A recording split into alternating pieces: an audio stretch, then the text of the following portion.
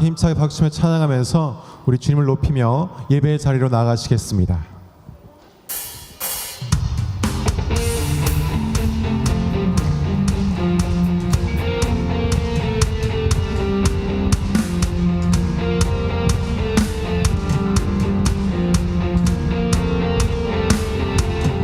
내 영혼이 은총 입어 중한 죄짐 벗고 보니 슬픔 많은 이 세상도 천국으로 화하도다. 할렐루야 할렐루야 찬양하세. 내 모든 죄 사함받고 주 예수와 동행하니 그 어디나 하늘나라.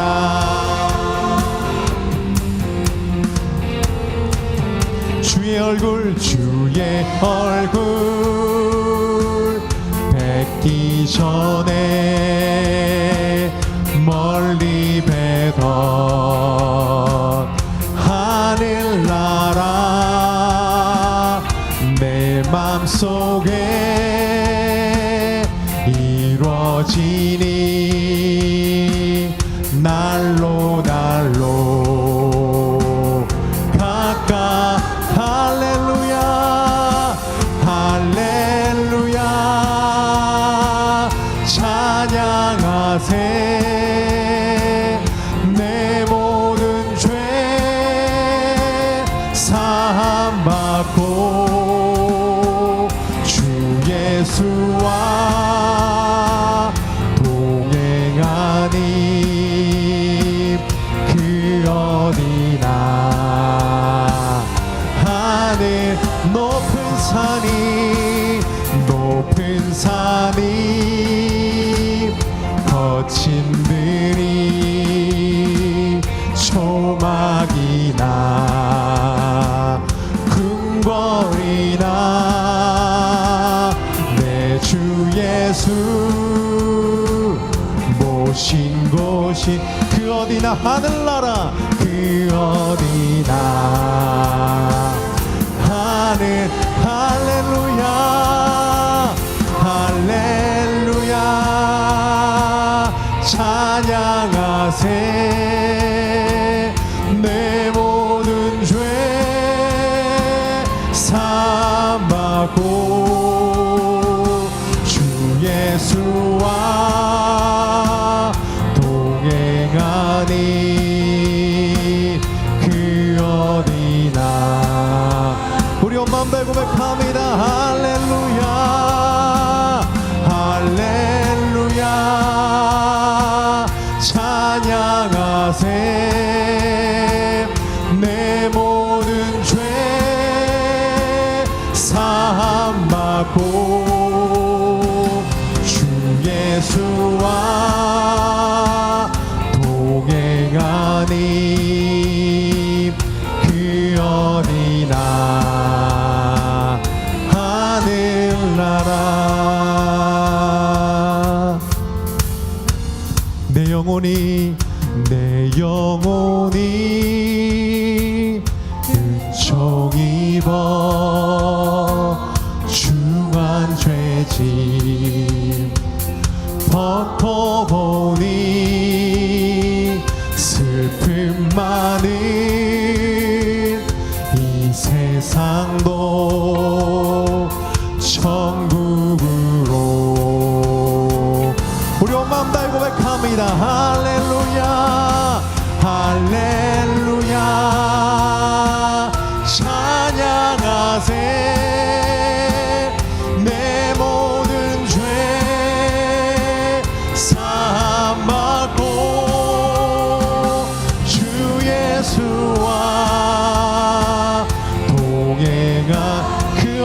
하늘나라 그 어디나 우리 온 마음 다해 주님을 고백합니다. 할렐루야 할렐루야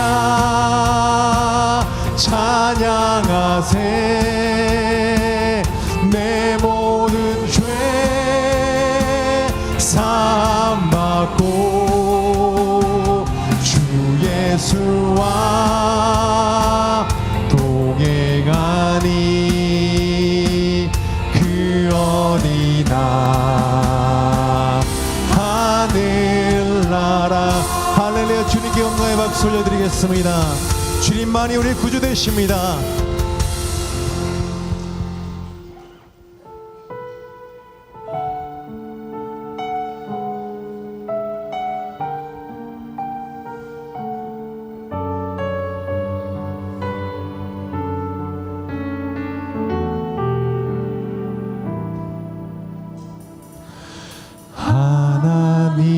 하나님은 너를 지키시는 자 너의 우편에 그늘 되시니 낮의 해와 밤의 달도 너를 해치 못하리. 하나님은 너를 지키시는 자 너의 환난을 면케하시니 그가 너를 지키시리라. 너의 출입을 지키시. 눈을 들어 산을 보아라. 너의 도움 어디서나 천지 지으신 너를 만드시 여호와께. 다시 한번 찬양합니다. 하나님은 너를 지키시는 자. 하나님은 너를 지키시는 자 너의 우편에 그늘 되시니 낮의 해와 밤의 달도 너를 해치 못하리. 하나님은 너를 지키시는 자 너의 환난을 면케하시니 그가 너를 도우시리라. 너의 출입을. 그렇습니다. 눈을 들어 산을 보는 믿음으로 나아갑니다. 눈을 들어 산을 보아라. 너의 도움 어디서나 천지 지으신 너를 만드신 여호와께 눈을 들어 산을 보아라. 너의 도움 어디서나 천지 지으신 너를 만드신 여호와께. 그의 생각 셀 수 없고 그의 생각 셀 수 없고 그의 자비 무궁하며 그의 성실 날마다 새롭고. 다 같이 자리에서 일어나 주님을 찬양하겠습니다. 그의 생각 셀 수 없는 그 은혜를 주십니다. 할렐루야. 그의 생각 셀 수 없고 그의 자비 무궁하며 그의 성실 날마다 새롭고 그의 사랑 끝이 없단다. 할렐루야. 박수로 주님께 영광 올려드리겠습니다. 주님은 창밖에 합당하신 주님이십니다. 다 함께 사도신경으로 우리 믿음을 하나님 앞에 고백합니다. 나는 전능하신 아버지 하나님 천지의 창조주를 믿습니다. 나는 그의 유일하신 아들 우리 주 예수 그리스도를 믿습니다. 그는 성령으로 잉태되어 동정녀 마리아에게서 나시고 본디오 빌라도에게 고난을 받아 십자가에 못 박혀 죽으시고 장사된 지 사흘 만에 죽은 자 가운데서 다시 살아나셨으며 하늘에 오르시어 전능하신 아버지 하나님 우편에 앉아 계시다가 거기로부터 살아있는 자와 죽은 자를 심판하러 오십니다. 나는 성령을 믿으며 거룩한 공교회와 성도의 교제와 죄를 용서받는 것과 몸의 부활과 영생을 믿습니다. 아멘. 우리 지난 주간의 삶을 돌아보시며 두 눈을 감고 조용한 기도로 하나님 앞에 회개하며 감사함으로 나아가도록 하겠습니다. 다 함께 기도하겠습니다.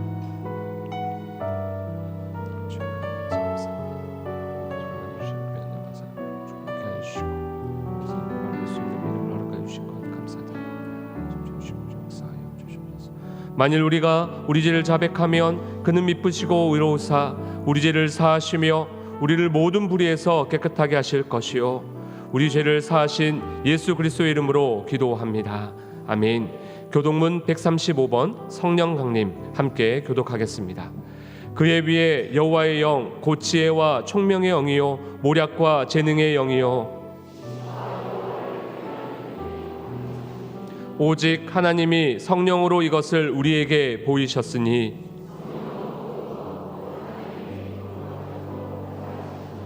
내가 아버지께 고하겠으니 그가 또 다른 보혜사를 너희에게 주사 보혜사 곧 아버지께서 내 이름으로 보내실 성령 그가 너희에게 모든 것을 가르치고 오직 성령이 너희에게 임하시면 너희가 권능을 받고 예루살렘과 온 유대와 사마리아와 땅끝까지 이르러 내 증인이 되리라 하시니라. 아멘. 모두 자리에 앉으시겠습니다.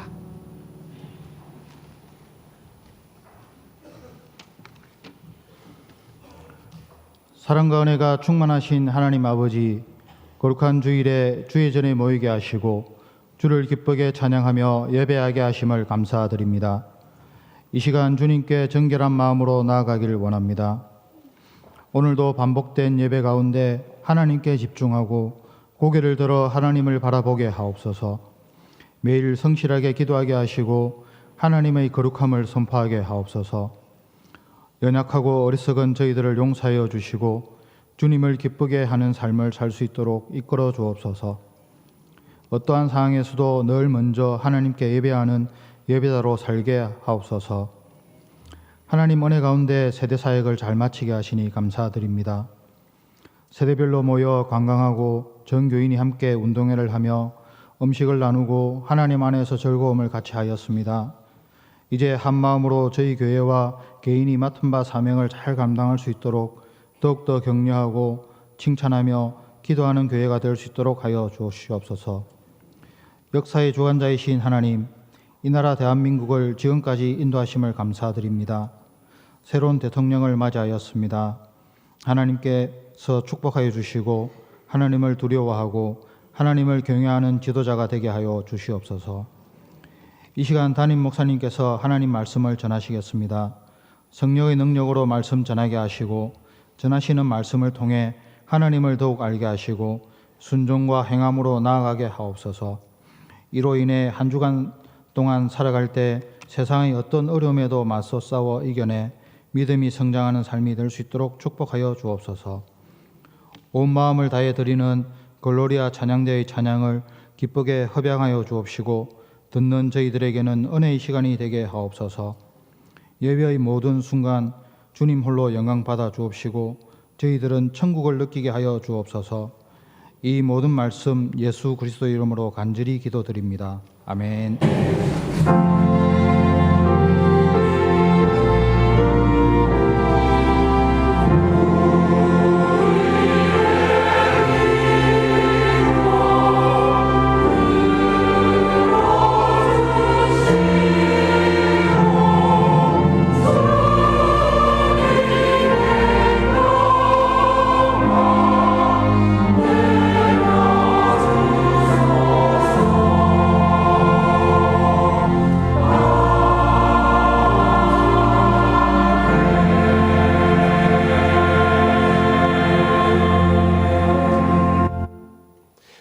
좌우에 있는 분하고 인사하시겠습니다. 예수님의 이름으로 사랑하고 축복합니다. 예수님의 이름으로 사랑하고 축복합니다. 우리 한 번 더 인사하실 때는요, 하나님만이 우리의 왕 되십니다. 이렇게 인사하겠습니다. 하나님만이 우리의 왕 되십니다. 오늘 우리 교회에 처음 오신 새가족분들을 환영합니다. 송진홍 장로님께서 인도하신 김창수님 팔남전도회 소속이십니다. 스스로 오신 신경화님 20여전도회 소속이십니다. 잠깐 자리에 일어나 인사하실 때 우리 박수로 환영하도록 하겠습니다. 환영합니다. 감사합니다. 광고 전해드리도록 하겠습니다. 첫 번째 광고입니다. 정교인 한만운동회가 은혜 가운데 잘 마쳤습니다. 위에서 경품, 상품권, 물질로 후원해 주신 분들, 특히 김해제일기업인회와 행사 진행을 위해서 수고해 주신 남전도회, 청년부, 청소년부를 비롯하여 모든 성도님들께 감사드립니다. 예년에는 400명 정도가 참석하셨는데 올해는 새가족분들과 3040 젊은 세대분들이 많이 참석하셔서 550명 이상이 참석하셨습니다. 이 모든 행사가 잘 마칠 수 있도록 은혜 주신 하나님께 영광의 박수 올려드리겠습니다. 두 번째 광고입니다. 우리 교회의 아름다운 전통이죠. 다음 세대 여름 행사를 위한 수박 헌금을 실시하도록 하겠습니다. 여러분 주보에 삽지된 수박 헌금 봉투로 다음 세대 아이들의 행사 간식과 진행을 위해 수박 한 덩이 사주신다 생각하시면서 참여해 주시기를 바랍니다. 우리 다음 세대가 다른 세대가 되지 않도록 끊임없이 관심하시고 기도해 주시기 바랍니다. 세 번째 광고입니다. 경남지방 평신도 연합부흥성회가 9일 내일 월요일부터 11일 수요일까지 창원제일교회에서 개최됩니다. 교회 차량은 화요일 저녁과 수요일 저녁 운행되며 11일 수요일 우리 교회 수요예배 말씀 강좌는 그대로 진행됩니다. 가능한 한 연합부흥회에 많은 성도님들이 참석해 주시기 바랍니다. 기독교 대한성결교회 119년차 총회장으로 선출되신 안성호 목사님을 강사로 모시고 말씀을 나누는 자리에 큰 은혜 누리시기를 바랍니다. 이번 주 화요 중보 기도회는 평신도 연합부흥성회로 대체하도록 하겠습니다. 네 번째 광고입니다. 교회 창립 100주년 맞이 이스라엘 요르단 성지순례 신청을 계속해서 받고 있습니다. 신청 기한은 다음 주일 6월 15일 주일까지이고 현재까지 22명, 22명이 신청하셔서 선착순 8자리가 남아 있습니다. 날이면 날마다 오는 성지순례가 아닙니다. 고민은 여러분 인생에서 성지순례를 늦출 뿐입니다.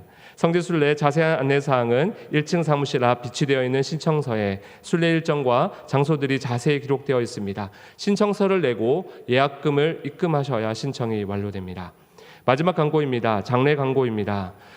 정현숙 권사님, 정지숙 집사님의 모친이시며 권혁호 장로님의 장모 되시는 이일조 명예 권사님께서 오늘 아침에 하나님 품에 안기셨습니다. 유족 위로 예배가 오늘 오후 예배 후 4시경에 김해 시민 장례식장에서 있으며 추후 일정은 장례 문자로 안내해 드리도록 하겠습니다. 장례 절차와 유가족들을 위해서 함께 기도해 주시기 바랍니다.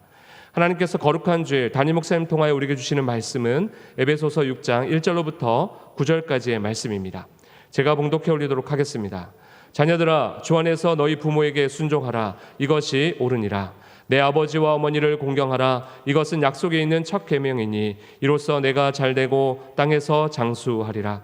또 아비들아, 너희 자녀들을 노엽게 하지 말고 오직 주의 교훈과 훈계로 양육하라.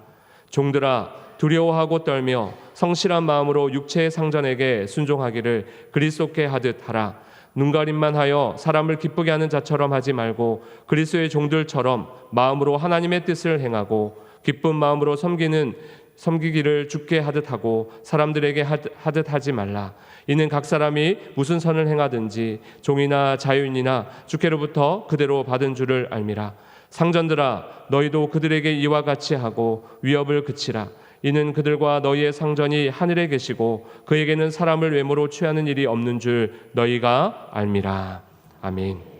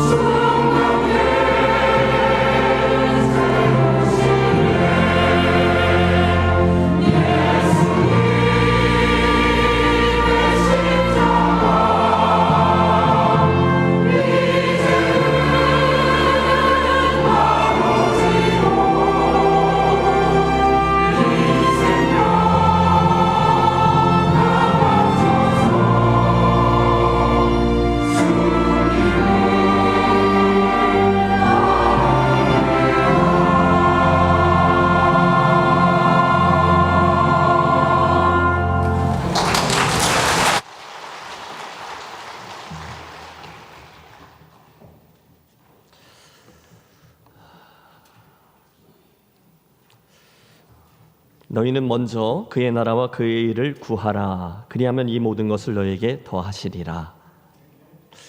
우리 성도는 또 주님의 이 말씀에 따라서 저는 그렇게 우리 인생의 영역을 구분하는데요. 우리의 속사람, 가정, 교회, 일터, 그리고 열방이라는 우리 삶의 모든 영역에 우리 하나님의 다스림이 있도록 구하고 또 실제로 그렇게 사는 사람인 줄로 믿습니다. 에베소서의 후반부는 새 사람을 입은 성도가 맺는 새로운 관계들을 하나씩 점검하고 있어요. 기억하십니까? 그래서 지난 시간에는 가정 안에서 아내와 남편의 바람직한 관계에 대한 말씀을 나누었습니다. 아내는 남편을 대할 때 주님께 하듯 그 권위에 복종하십시오. 또 남편은 아내를 사랑하되 주님께서 교회를 위해 생명을 내어주신 것처럼 사랑하십시오. 그것이 사도 바울을 통해서 주신 부부 사이의 관계에 대한 하나님 나라의 새 원리였습니다. 지난주에 말씀 중에 백으로 서울 간다라는 남편 이야기만 기억하시면 안 되는 것입니다. 이어지는 오늘 본문 6장 1절에서 9절까지의 말씀은 그 다음에 우리들의 시선을 자녀들과 아비들 그리고 종들과 상전들에 대한 관계로 이끕니다. 특별히 자녀들아 아비들아, 이 부모와 자식 간의 관계는 우리 몇 주 전에 어버이 주일에 같은 주제로 말씀을 나누었으니까 오늘 조금 간략히 다루고요.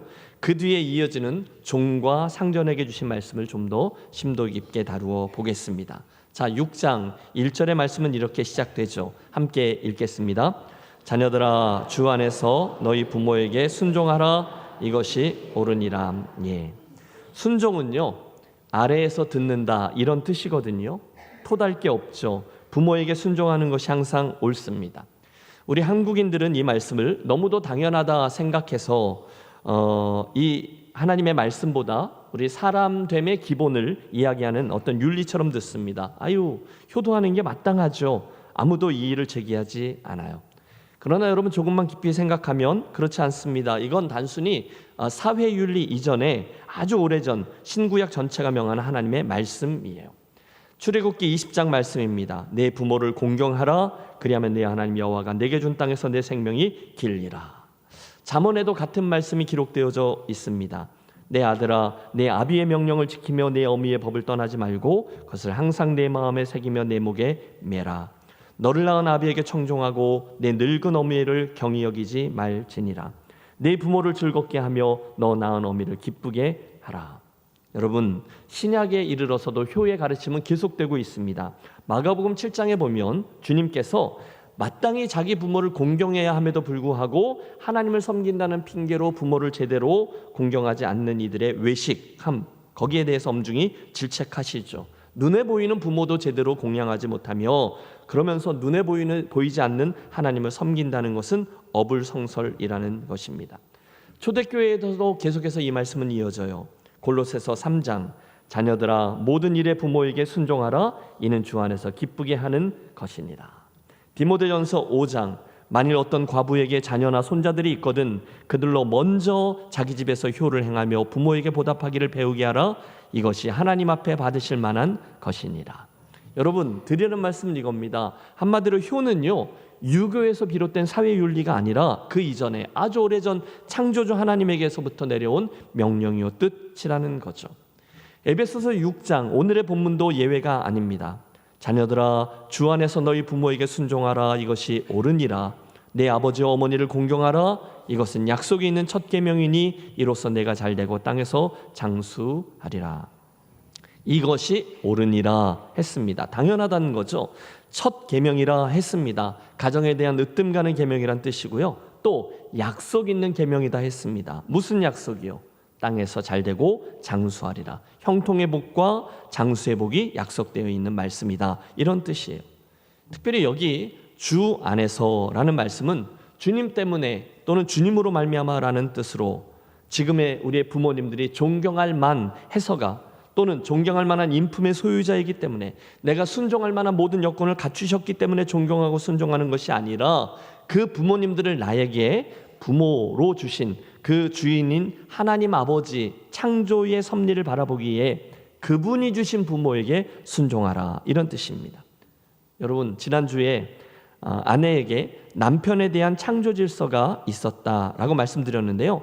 부모에 대한 하나님의 창조 질서가 있다는 거죠. 그러므로 그 질서 아래 하나님이 주신 부모님께 순종하는 것이 늘 옳습니다. 마지막으로 너희 부모를 주 안에서 순종하라 그랬거든요. 한 가지 한계가 있는데 주 안에서가 조건이에요. 우리가 부모님께 어디까지 복종해야 하는가 하면 혹시 주님에 대한 순종의 걸림돌이 되지 않을 때 바로 거기까지입니다. 그런데 거기서도 순종하지 말라, 거기에 강조점이 있지 않고 거기까지, 즉 최대한의 순종의 강조점이 있습니다. 김해제일교회 가족 여러분, 어디에서든지 누구에게든지 늘 인정받고 칭찬받는 효자, 효부, 효녀들이 되어지시기를 다시 한 번 더 축복합니다. 이번에는 부모님의 입장에 대해서 한번 말씀을 들어보시죠. 4절, 또 아비들아 너희 자녀를 노엽게 하지 말고 오직 주의 교훈과 훈계로 양육하라. 오직 주의 교훈과 훈계로 양육하라. 여러분, 이 말씀은 쉽게 이해가 되실 겁니다. 자녀들을 신앙으로 잘 교육하라, 그런 말씀 아닙니까? 그런데 그 말을 진지하게 생각하면 우리들의 고개가 갸우뚱해집니다. 왜냐하면 이게 말처럼 쉽지 않음을 저와 여러분이 충분히 경험했기 때문입니다.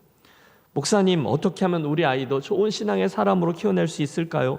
이 녀석들이 어릴 때는 그렇게 교회도 좋아하고 그랬는데 언제부터인가 하나님을 잘 모르겠다고 그러네요. 어쩌면 좋아요? 여러분, 우리 모두의 고민 아닙니까? 미국에서 오랫동안 기자로 일해왔던 조수키라는 분이 엄마가 변해서 내가 변했어요 라는 재미있는 책을 썼습니다. 이 책에는요, 어떤 성공 스토리나 또는 불치병이 치유되는 등의 기적의 이야기는 없어요. 하지만 누구나 그 가정에서 겪을 수 있는 이야기 하나가 적혀 있는데, 사실은 너무너무 힘든 과정을 겪으며 자라난 아들을 그녀가 어떻게 대했었는지를 돌아보며 회개하는 그런 의미가 담겨있는 책입니다. 그녀가 이렇게 고백했어요. 도대체 어려서부터 신앙의 가족 속에서 신앙생활을 해온 아이가 왜 믿음이 자라지 않는 것일까? 고민하고 또 고민했는데 나중에 알게 된 거죠. 문제는 엄마인 자기 자신에게 있었다라는 것입니다.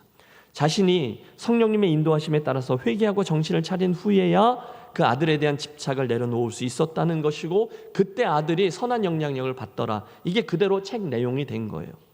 그 아들이 고백합니다. 전에는 엄마가 교회 가라고 소리를 지르거나 예배 중에 졸지 말라고 이렇게 야단을 쳐도 아무 느낌이 없었어요. 그런데 엄마가 성령님에 이끌려서 변해가는 것을 보면서 나도 그러고 싶어졌어요. 이제는 저절로 마음이 움직여요. 엄마가 변해서 나도 변했어요. 여러분, 결국 그 작가가 하려는 말은 이것입니다.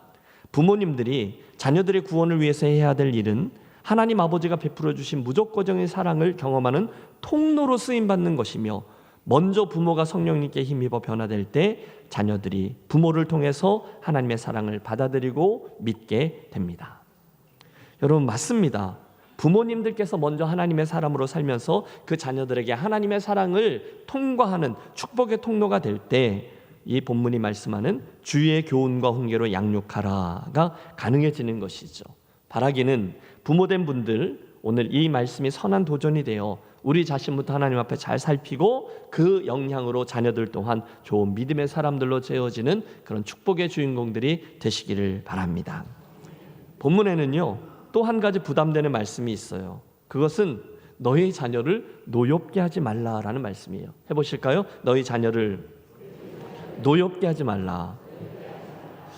여러분, 지금 이 편지글이요, 에베소서가 이제 편지인데, 이 편지글은요, 당시 아버지의 권한이 절대적인 것, 그게 당연한 것으로 여겨지던 그 1세기의 상황에서 주어진 말씀이에요. 그런데 그곳에 자녀를 노엽게 하지 말라라는 말씀은 정말 파격적인 것이었습니다.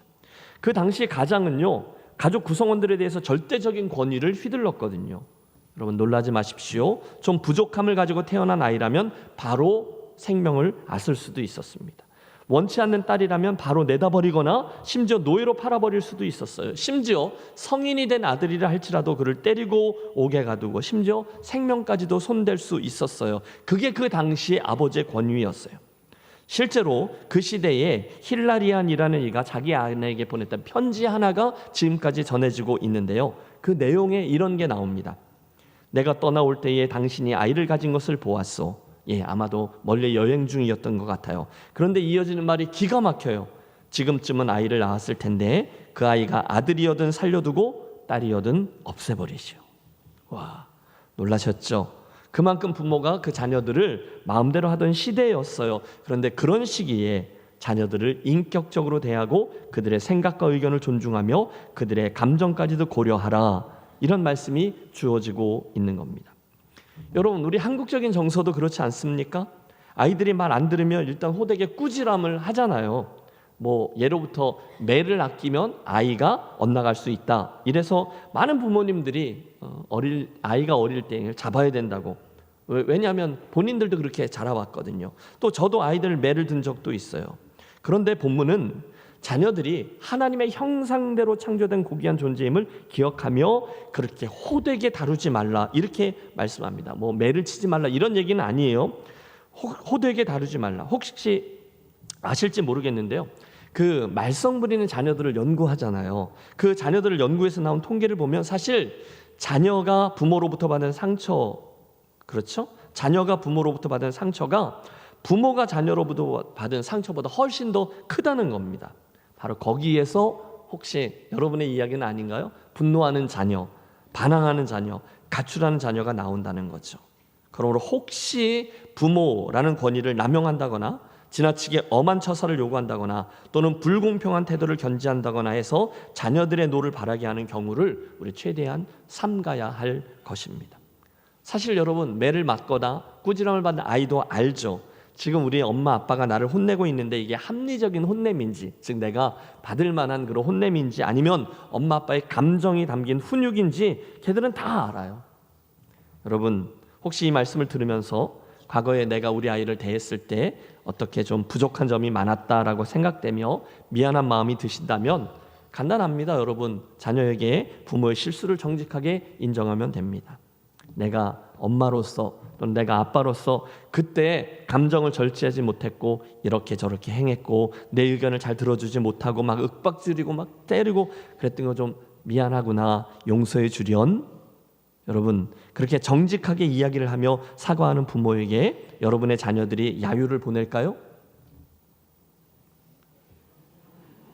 나 몇 대 맞았으니 몇 대 이렇게 나올까요? 아니죠. 정직하게 우리의 마음을 토로할 때 우리 부모를 오히려 여러분들을 존경하게 될 것입니다. 대체로 이렇게 보면 부모님들은 본인들 안에 이미 형성되어 있는 아이 교육에 대한 어떤 철학이나 방침, 고정관념을 가지고 자녀를 양육하려고 해요. 그 중에 어떤 분들을 보면요, 죄송해요, 자녀 교육에 대한 책 중에 어떤 베스트셀러 한 권 읽고서 거기에 꽂혀가지고 반드시 이대로 키워야 된다라고 주장하기도 해요. 여러분, 이 세상에 가장 위험한 사람이 누군지 아세요? 책을 한 권만 읽은 사람이에요. 아니요, 성도는 그 책이 아니라 주님이 기뻐하시는 방법과 원리로 오늘 본문의 표현대로라면 주의 교양과 훈계로 자녀를 양육해야 할 줄로 믿습니다. 그래서 여러분, 부모님들이 성경을 많이 읽으셔야 하고 그때 하나님 주시는 지혜가 있고요, 그 지혜대로 자녀들을 잘 양육하는 것이 옳습니다. 자, 이제 바울은 우리들의 주의를 새로운 관계들인데요, 이번에는 가정에서 사회로 돌리고 있어요. 종들아, 여러분, 종들이 먼저 나오고요, 상전들아, 이어서 상전들에게 주시는 말씀이 나와요. 여러분, 다시요, 지금 이 에베소서의 말씀이 그 1세기에 있는 성도들을 대상으로 한 것 아닙니까? 그런데 그런 말씀에 그 당시 전혀 사람 취급을 받지 못하던 노예들을 염두에 둔 말씀이 담겨 있다는 것 자체가 이미 놀랍습니다. 여러분, 이유가 있어요. 그 당시 복음은요, 먼저 사회적인 하층민들에게 전해졌대요. 노예들, 그리고 여인들, 그들이 먼저 복음을 받아들였고 풀뿌리 운동처럼 복음이 퍼져나갔고, 그래서 자연스럽게 교회 안에는 자유인과 노예들이 함께 신앙생활을 하게 되었어요. 함께 성찬에도 참여하게 되었습니다. 그러니 생각해 보십시오. 지금 맨 처음에 에베소에 있던 이 교회에게 사도 바울의 이 편지글이 전달되었을 때 그곳에는 여러 노예들과 함께 자유인들이 함께 예배하며 그 편지를 듣게 되었을 거예요. 교회는 노예들도 주 안에서 똑같은 믿음의 형제자매로 대해 주었거든요. 그러니 아마 이런 상황도 있었을 거예요. 교회에 와서는 형제요 자매인데 집에 가면 종과 주인인 경우 말입니다. 그러니 교회가 마냥 쉽지만은 않았을 거예요. 그 점을 염두에 두시고 오늘 본문의 말씀을 다시 대해 보시죠. 우선 5절의 말씀에 주 동사가 있습니다. 같이 읽어볼까요? 종들아, 두려워하고 떨며 성실한 마음으로 육체의 상전에게 순종하기를 그리스도께 하듯 하라. 예, 상전, 그 주인에게 순종하듯이, 그러니까 그 주인을 주님이라고 생각하고 그렇게 순종하듯 순종하라, 이런 권면이죠. 어렵지 않아요. 그리고 나서 이어지는 6절과 7절은요, 그 종들이 그 주인에게 그렇게 순종할 때 어떻게 해야 되는지를 가르쳐주는 분사절들이에요. 주인에게 순종할 때 이렇게 순종하래요. 이것도 같이 읽죠. 눈가림만 하여 사람을 기쁘게 하는 자처럼 하지 말고 그리스도의 종들처럼 마음으로 하나님의 뜻을 행하고 기쁜 마음으로 섬기기를 주께 하듯 하고 사람들에게 하듯 하지 말라. 여러분 이해가 되십니까? 종들은요 우선 상전들을 섬길 때에 주님을 섬기듯 섬기래요. 예수 믿는 노예들은 사람의 종이기 이전에 주님의 종이기 때문인 거죠. 또 마음으로 섬기래요. 하나의 마음으로, 갈라지지 않는 마음으로 일하라라는 겁니다. 예를 들어 보시죠. 종 하나가 아침에 일어났습니다. 그런데 오늘도 일해야 되네. 지긋지긋해. 이게 지옥이지. 딴 게 지옥이겠어? 그렇게 일하지 말라는 겁니다. 대신에 하나님이 오늘도 내게 건강도 주셨고 일할 수 있는 형편과 처지를 주셨으니 감사합니다 하고 주님의 일을 하듯, 주님께 하듯, 주님을 섬기듯 그 일을 감당하래요. 왜요? 8절에 이는 각 사람이 무슨 선을 행하든지 종이나 자유인이나 주께로부터 그대로 받을 줄을 알미라. 무슨 말씀입니까? 저들이 무엇을 행하든지 어느 날 주님께로부터 그대로 되돌려 받게 될 것임을 저들이 알기 때문에 그렇게 하라는 거예요. 자, 세월이 흘렀습니다. 2000년이 흘렀어요. 이제 오늘 21세기에 살고 있는 저와 여러분에게 오늘 본문이 묘사하고 있는 그런 신분은 거의 찾을 수가 없죠. 우리 중에 종, 노예는 별로 없을 거예요. 그러나 이 말씀이 드러내는 원리를 우리의 일하는 자리에는 그대로 적용할 수 있습니다. 어떻게 해요? 우선 여러분 우리들 가운데 피고용주의 입장에 서신 분 있으시죠? 여러분 직장생활을 하신다거나 또는 남의 사업체에 가서 일하시는 분들 말입니다. 우선 그분들에게 권합니다. 여러분 매일매일 일터에 나가실 때 오늘의 말씀이 권하듯이 첫째, 두려워하고 떨며 성실한 마음으로, 두려움과 떨림으로 일하시기를 권합니다. 무슨 얘기냐면 단순히 먹고 살기 위해서 억지로 목구멍이 포도청이니까 이렇게 일하는 것이 아니라 하나님께서 내게 일할 수 있는 삶의 장을 허락하셨다라는 생각을 가지고 열심히 그 일을 하라는 거예요. 그때 여러분의 일터는 하나님이 내게 주신 일터는 하나님 나라가 임하는 장이 될 수 있고요. 또 그 하나님의 나라를 확장하는 선교지도 될 수 있음을 기억하십시오. 그리고 그때서야 우리는 맡겨진 일을 주께 하듯 성실하게 할 수 있다는 거예요. 이거는 피고용주에게 적용할 수 있는 말씀이죠. 둘째는 순종의 태도예요. 여러분의 일터에 윗사람들이 있으시죠? 여기 뭐 다 사장님들만 계세요? 여러분의 일터에 윗사람들이 있으시잖아요. 그분들을 대할 때 아니 꼽지만 내가 할 수 없다 이렇게 억지로 고개를 숙이는 게 아니라 정말로 진심으로 그 위에 있는 분들을 선대하며 일하래요. 육체의 상전에게 순종하기를 그리스도께 하듯 하여. 여러분 회사의 사장님이나 윗상사의 권위를 잘 인정해 주세요. 물론 쉽지 않을 때도 있음을 알죠. 그러나 그렇게 하래요. 왜냐하면 이 권위의 진정한 근원이 우리 하나님이시다라는 사실을 우리는 믿기 때문이라는 거죠. 사실 여러분 이 성경이 기록될 때 그 당시의 노예들은 물론 노예의 자녀로 태어나서 노예가 된 사람들도 있었지만 사실은 그렇지 않은 일이 더 많았습니다. 그 당시 로마는 전쟁으로 다른 나라를 정복했던 나라잖아요.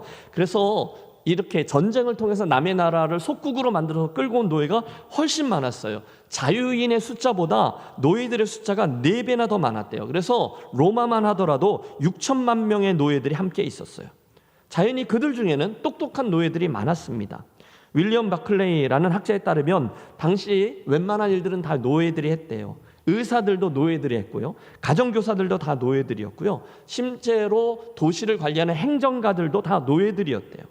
당연하죠. 아까 말씀드린 것처럼 그 당시는 전쟁으로 인해서 노예로 삼아온 이들이 많았기 때문에 원래의 나라에서 지배층에, 원래의 나라에서 행정가의 자리에 있던 이들, 똑똑하고 잘나고 공부도 많이 했던 이들이 많이 노예가 되었다는 거예요. 그러니 그 주인이나 윗사람들에게 순순히 순종하는 것이 애로사항이 있었던 이들도 분명히 있었을 거예요.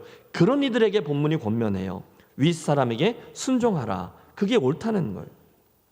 그 당시 여러분 에베소 교회나 또는 이쪽에는 로마 교회 같은 초대교회에 있어서 이건 굉장히 실제적인 도전이었습니다.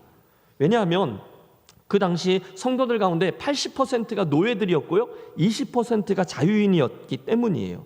그런데 그런 저들에게 하나님의 말씀이 주어져요. 주인의 권위에 순종하라, 성심껏 인하라, 모든 일을 할 때 그리스도께 하듯 하라. 예, 그래서요 저들이 정말로 그렇게 행한 거죠.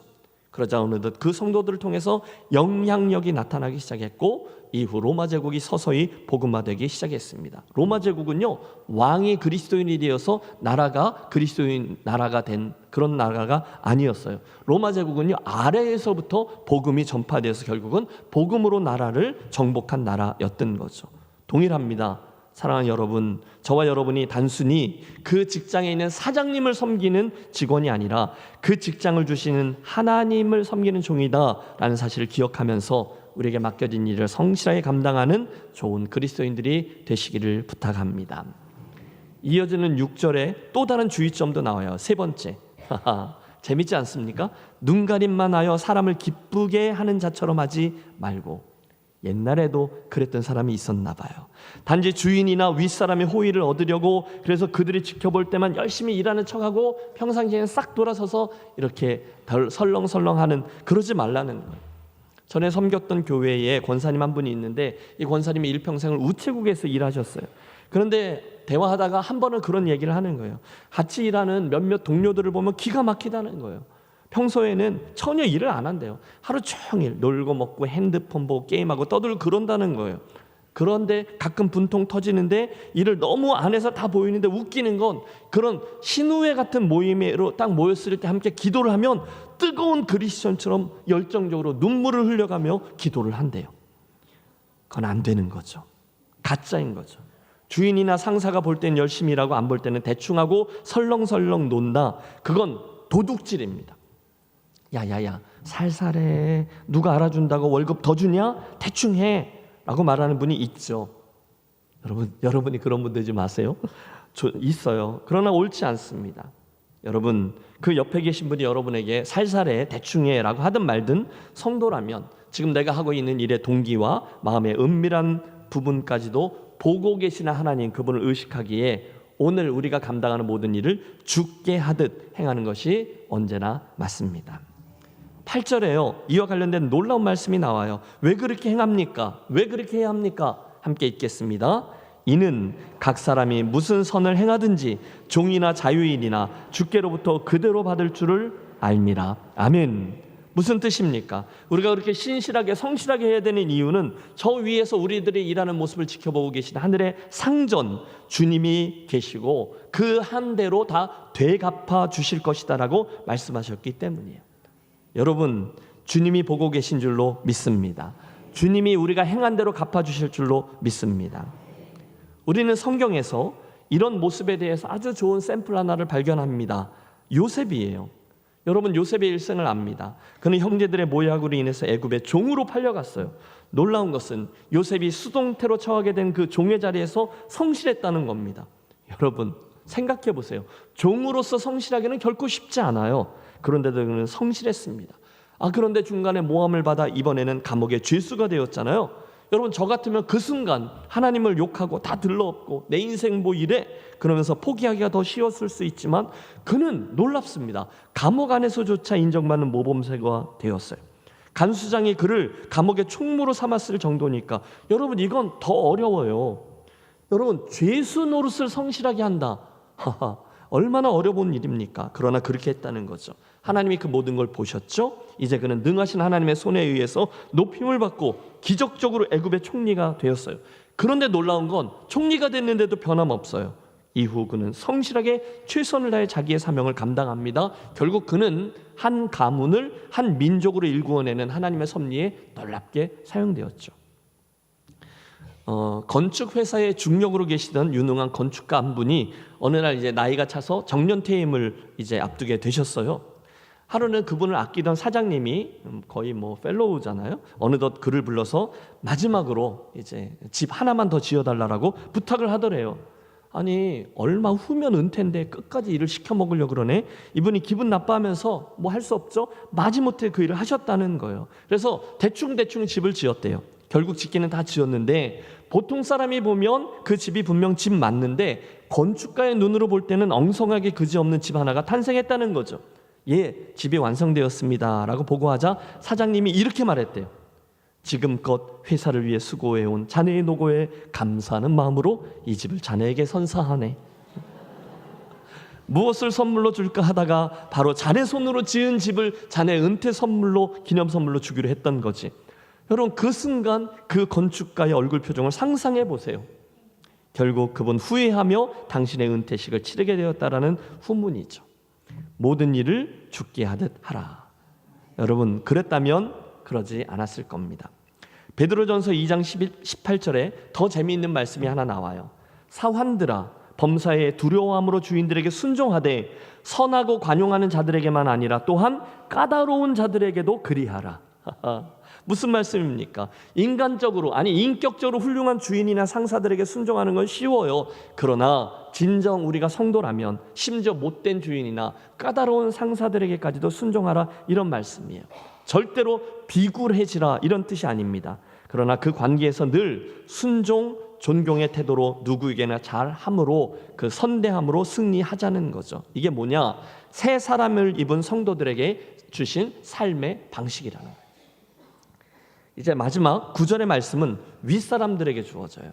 여러분 같이 합독합니다. 상전들아, 너희도 그들에게 이와 같이 하고 위협을 그치라. 이는 그들과 너희의 상전이 하늘에 계시고 그에게는 사람을 외모로 취하는 일이 없는 줄 너희가 알미라. 아멘. 한마디로 윗자리에 있는 이들은 자신의 아랫자리에 있는 사람들, 고용한 사람들을 인격적으로 대하라는 거예요. 우선 너희도 그들에게 이와 같이 하고 라는 말씀이 눈에 띄죠. 상전들은, 직장 상사나 소유주들은 자기의 직원들이나 혹 아랫사람들에게 똑같은 방식으로 그렇게 하래요. 즉 주님께 하듯 최선을 다하라는 거예요. 혹시 여러분 좀 지위가 있다거나 또는 고용주인데 그런 생각, 아유 저들이 못났기 때문에 그래서 내 밑에 와서 일하는 거지 라고 생각하신다면 여러분 그 생각을 버리시기를 권해요. 나는 돈 좀 있고 열심히 해서 이 자리에 올랐는데 함께 일하는 저 종업원들은 돈이 없고 그만하지 못하니 라고 그 소유의 많고 적음 때문에 그들을 무시하거나 비인격적으로 대하면 안 된다는 거예요. 오히려 본문은 상전들 또한 저 하늘에 계신 자기의 상전을 의식하고서 동일하게 아랫사람들을 인격적으로 대하라 라고 요구하십니다.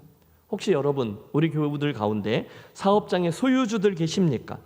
혹시 다른 이들보다 조금 더 높은 직책에 계십니까? 그렇다면 더욱더 여러분의 종업원들이나 아랫사람들을 존중하고 더 인격적으로 대하시기를 권합니다. 다시 말씀드립니다. 오늘 저와 여러분들이 가지고 계신 그 지위와 권위들은 하나님에게로부터 맡겨진 것임을 기억하십시오. 여러분도 청직이에요. 따라서 누구나 저 위에 계신 상전, 우리 하나님을 기억하기 때문에 겸손함으로 아랫사람들을 대하는 것이 언제나 맞습니다. 특히 본문은 아주 적나라한 표현 하나를 쓰잖아요. 비록 상전이라고 해서, 비록 자기가 높은 자리에 있다고 해서 종이나 아랫사람에게 위협을 가한다면 그걸 그치라, 이렇게 얘기합니다. 그치라. 사실 권력이나 지위가 있을 때 아랫사람을 위협하고 공갈치는 것은 굉장히 쉽습니다. 좋은 예가 될지 모르겠는데 담임 목사가요, 함께 사역하는 다른 부교육자들에게 갑질하는 건 너무너무 쉬워요. 저도요 그거 잘 할 수 있습니다. 예. 저에게도 그 은사 있어요. 다 보이거든요. 어떻게 하면, 같은 말이라도 이렇게 하면 그분이 더 힘든지 제가 너무도 잘 알거든요. 그런데 그걸 안 하기를 선택하는 거예요. 그러면 안 된다는 거예요. 또 소유주가요 일꾼들 막 위협하고 착취하는 거요, 안 됩니다. 여러분 종종 말씀드리잖아요. 갑질은요 어떤 상황에서도 비성경적입니다.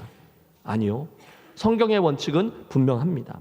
그것은 위에 있는 이들이, 즉 상전이 먼저 사랑의 손길을 내뻗어서 더 인격적으로 그 아래 일꾼들을 선대해야 하는 게 항상 맞는 거예요.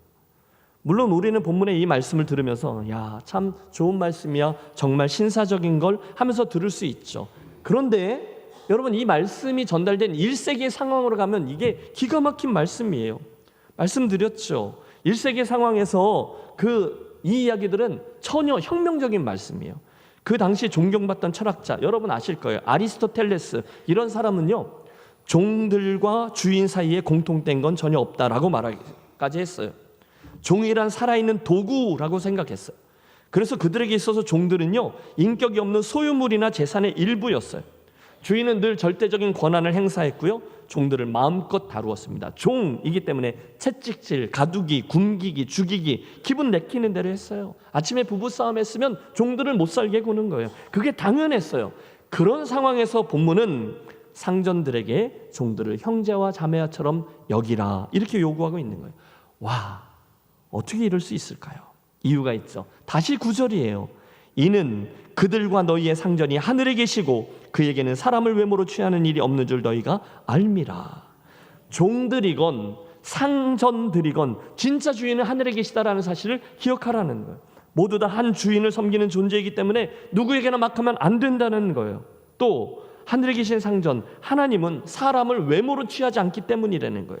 그들의 위치가 높다고 해서 또는 그들의 위치가 낮다고 해서 그들을 차별하는 분이 아니시다는 거예요. 여러분 고층 빌딩에 올라가 보시면 저 밑에 1층짜리 집이나 10층짜리 집이나 그게 그거예요. 아무 의미가 없어요. 하나님 앞에 우리들의 신분이 그렇다는 거예요. 누구나 동등해요. 한국 교회사에 놀라운 이야기 하나가 전달되고 있습니다. 1893년 6월 조선에서 6번째로 곤당골 교회가 세워졌어요. 여러분 교회가 세워진 것만도 놀라운데 훗날 그 교회의 초대 장로로 박성춘이라는 백정 출신 장로님이 세워진 게 놀랍습니다. 혁명가도 같은 일이었어요. 여러분 아시죠? 조선시대의 백정은요 천민 중에도 천민이었습니다. 그들에게는요 이름도 없어요. 백정으로 태어나서 백정의 아들로 살다가 백정의 딸을 만나 백정 아들을 낳고 사는 거예요. 길이 없어요.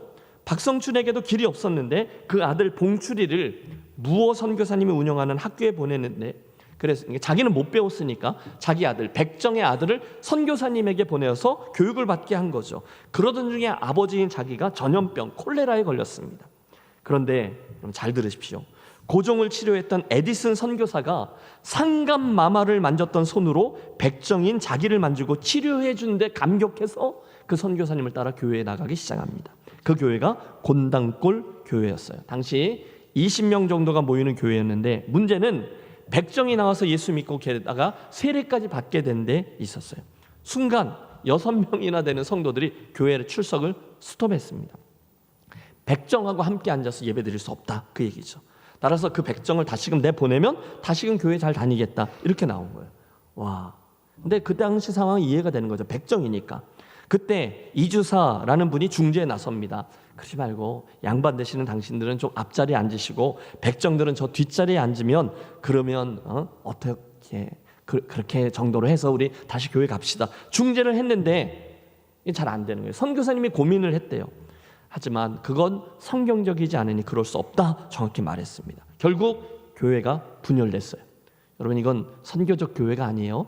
싸워서 분열된 거죠. 결국 그 양반들이 교회를 떠나서 광교 부근에 홍문삿골 교회를 따로 세웠습니다. 그리고 원래 있던 곤당골 교회는 이 어려움을 겪으면서 4-5명밖에 남지 않았습니다. 여러분 생각해 보세요. 무어 선교사님이 조선 땅에 와서 갖은 박해를 무릅쓰고 겨우 개척교회 하나를 세웠는데 그렇죠? 백정 한 사람 때문에 교세가 확 기운 거예요. 그러나 성령님께서 일하시죠. 이 모든 상황을 지켜본 백정 박성춘은 무어 선교사님이 자기 같은 백정 출신의 사람을 양반들과 같은 레벨로 놓고서 인간 대접을 해준 게 너무 감사해서 열심히 전도를 해서 20명 정도의 교회로 다시 세웁니다. 성경도 가르칩니다. 여러분 백정이 누굴 데려왔겠어요? 백정. 예. 결국 곤당골 교회는 그렇게 해서 백정 교회가 된 거예요. 이 이야기가 어떻게 전개되는지 아십니까? 이후 그 양반들이 가서 개척한 홍문삿골 교회는 양반들끼리 나가서 교회를 세우고 관리했고 그래서 양반교회가 되었지만 교만한 양반들끼리 모였으니 교회가 될 리가 없죠. 결국 3년 동안 엎치락 뒤치락 하다가 잘 교회는 쓰지 않고 결국 그 교회당에 불까지 나버렸대요. 결국 그 일로 인해서 그분들의 생각이 깊어진 거죠. 두 교회가 다시금 하나로 합쳐졌고 그때 하나가 된 교회가 지금까지 내려오고 있어요. 서울 종로구 인사동에 자리하는 승동교회가 되었습니다. 여러분 그게 다가 아니에요. 1911년 더 놀라운 일이 벌어졌는데 그것은 백정 출신 이 박성춘이 그 교회의 초대 장로로 세워진 거예요. 그리고 3년 뒤 선조 임금의 11대 손 왕손 이재영이 그 교회의 장로로 또 세워진 거예요. 여러분 생각해 보세요. 조선시대에 백정과 왕손이 함께 당회원이 돼서 교회를 섬기는 거예요. 기적 아닙니까? 참 자랑스러운 한국교회의 이야기가 아닐 수 없습니다. 그게 교회인 줄로 믿습니다. 여러분, 골로새서에서 사도 바울이 외쳐요. 거기에는 헬라인이나 유대인이나 할레파나 무할레파나 야만인이나 수구하인이나 종이나 자유인이나 차별이 있을 수 없나니. 제가 중간에 살짝 웃은 이유가 뭐가 떠올라서 그래요. 여기에 우리의 여러분의 정치적인 성향도 넣을 수 있어요. 그렇죠? 헬라인이나 유대인이나 빨간색이나 파란색이나 우리가 한 교회가 될 수 있다는 거예요. 갈라디아에서도 말씀했어요. 너희는 유대인이나 헬라인이나 종이나 자유인이나 남자나 여자나 다 그리스도 예수 안에서 하나이니라. 그렇습니다, 여러분. 새 사람이 된 성도들은 모두 다 한 하나님의 자녀예요. 예수를 믿은 이라면 주인도, 또 그들에게 속한 종도, 또 예수 믿는 사업가도, 그와 함께 일하는 종업원도 모두 다 하나님을 따라서 의와 진리와 거룩함으로 새 사람을 입은 성도이니라 아예 선언했거든요. 그러므로 그들은 종이기 이전에 형제와 자매라는 거예요. 그런데 그걸 알면서도 어떻게 우리가 그들을 위협하고 공갈치고 마음대로 대할 수가 있겠습니까? 그래서 그치라, 이런 적나라한 표현을 쓴 거죠. 골로새서 4장 1절, 오히려 그들은 상전들에게 이렇게 권합니다. 상전들아, 의와 공평을 종들에게 베풀지니 너희에게도 하늘에 상전이 계심을 알지어다. 자리가 높다고 상전이 아니에요. 새롭게 선출된 대통령이 상전이 아니라는 거예요. 담임 목사가 상전 아니에요.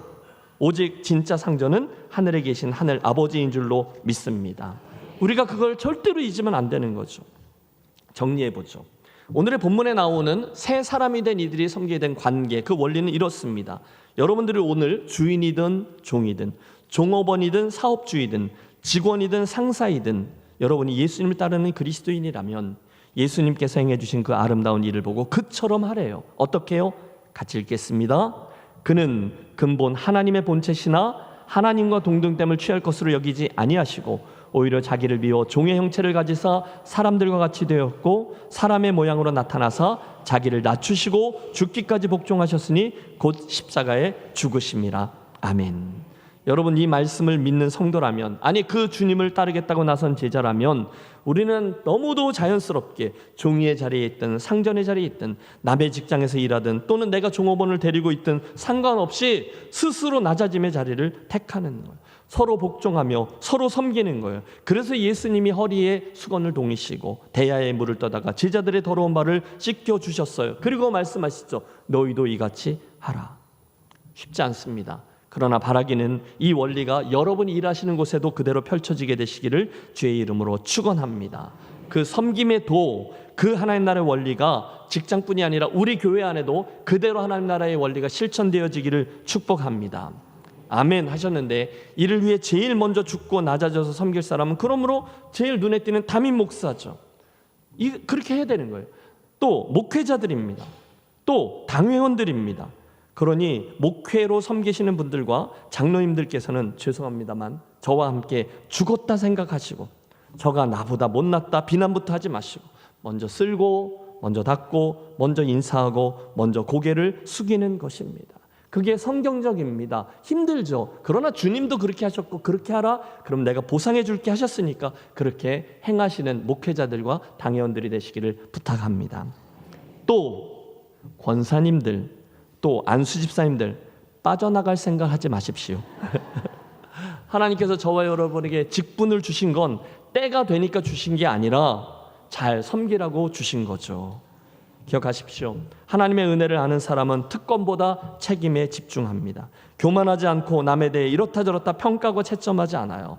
혹시나 여러분, 우리가 혹시 예수 믿은 지 오래되었다고 또는 우리 교회 오랜 식구라고, 여러분 제가 일반화시켜서 말하는 게 아니라 어떤 사람 말하는 겁니다. 그러시면 안 되죠.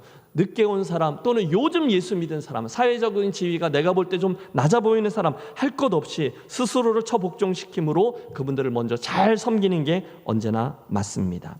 지금도 우리 교우들 열심히 잘하고 계시죠. 또 여러분 지난 운동회 때 보니까 얼마나들 그렇게 먼저 나서고 섬기고 하시는지 보았어요. 참 아름답습니다. 앞으로 더욱더 팔을 걷어붙이시고 먼저 섬기고 챙기고 봉사하고 희생함으로 주님의 교회를 그 원리로 잘 세워가는 복된 공동체가 되시기를 축복합니다. 제가 오래전에 논문 리서치를 위해서 북미를 이렇게 좀 돌아다닌 적이 있어요. 그러다가 이제 특히 인상적으로 기억되는 교회 하나가 이렇게 남아 있습니다. 정확히는 휴스턴의 서울 침례교회였어요. 그 교회의 담임 목사, 선교 목사, 선교위원장, 그 교회에서 파송된 선교사, 그 교회에서 예수 처음 믿고 변화된 새신자 등등 차례로 이렇게 인터뷰를 하는데 그분들에게 이제 제가 던지는 질문이 있거든요. 이 교회의 특징을 하나 꼽아보세요. 왜 이 교회를 선택하셨어요? 라고 질문했을 때 자기 교회 안에 흐르고 있는 섬김의 도를 꼽는 걸 보았어요. 이구동성으로 왜 이 교회에 정착하셨어요? 그러니까 처음에 교회 왔는데 섬김의 영성이 흐르더라는 거예요. 여러 명이 그렇게 말하는 거예요.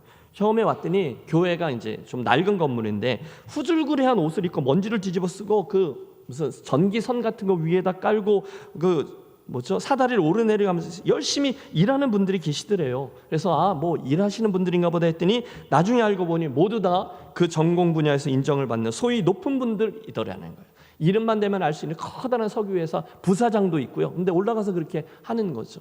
거기가 휴스턴이라고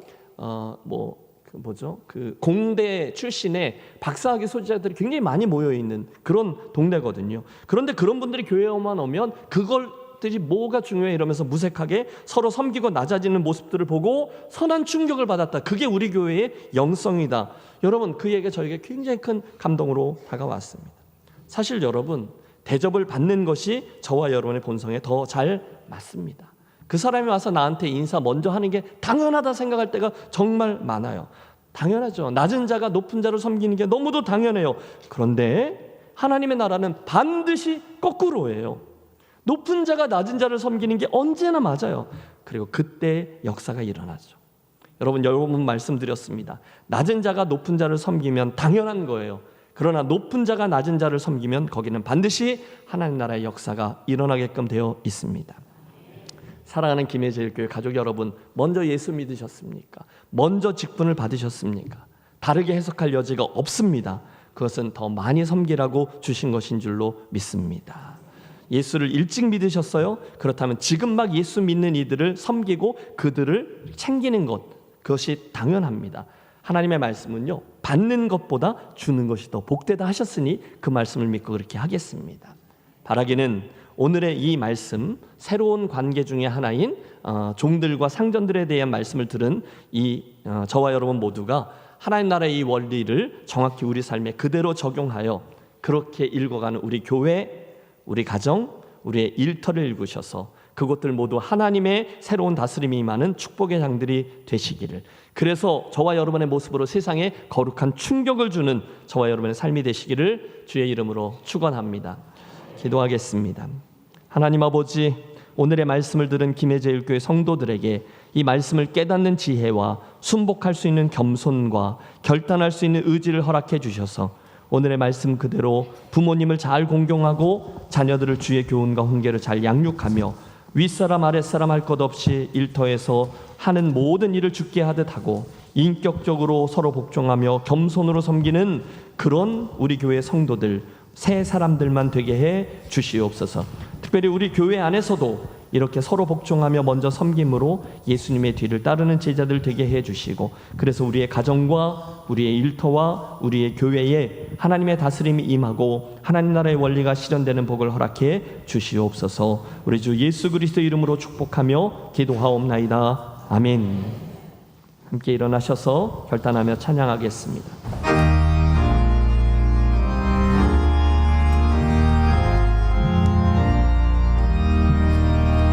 겸손히 주를 섬길 때 괴로우니 위로하는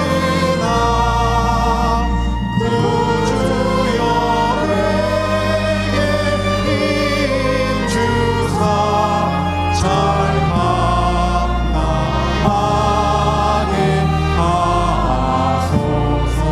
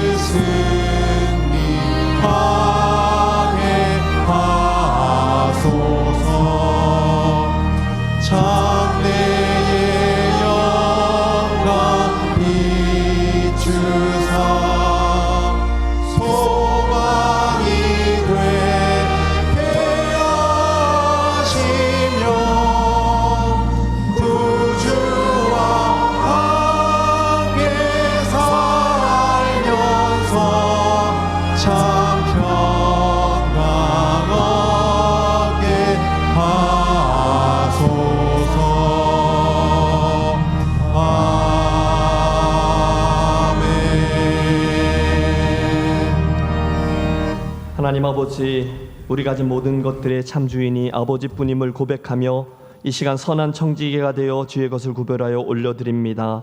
주일 헌금으로, 감사 헌금으로, 11조로, 선교 헌금으로 특별한 이유와 감사를 담아 올려드리는 사랑하는 종들의 모든 손길을 기억하시고 하늘 문을 여셔서 약속하신 하늘에 신령한 것과 이 땅에 기름진 소산들로 저들의 삶을 가득 채워 주시옵소서.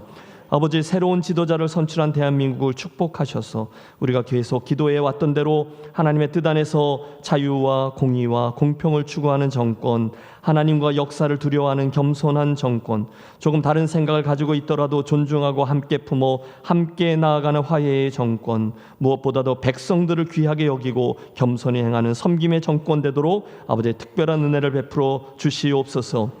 이제는 친히 낮아짐과 섬김의 모범을 보이신 주 예수 그리스도의 크신 은혜와 독생자까지도 내어주시면서 우리를 섬겨주신 하늘아버지의 극진하신 사랑하심과 오늘도 우리 가운데 하나님 나라의 원리를 말씀하시며 그 새 관계로 도전하시는 성령님의 감동 감화하심이 오늘 자녀들과 아비들에게 주시는 말씀, 또 종들과 상전들에게 주시는 말씀 앞에 겸손히 고개를 숙이고 과연 그렇게 살아내리라 결단하고 소원하며 성전문을 나서는 사랑하는 모든 김해제일교회 성도들 머리 위에, 특별히 저들 순종의 발걸음 위에 이제로부터 영원토록 함께 하시기를 간절히 축원하옵나이다. 아멘.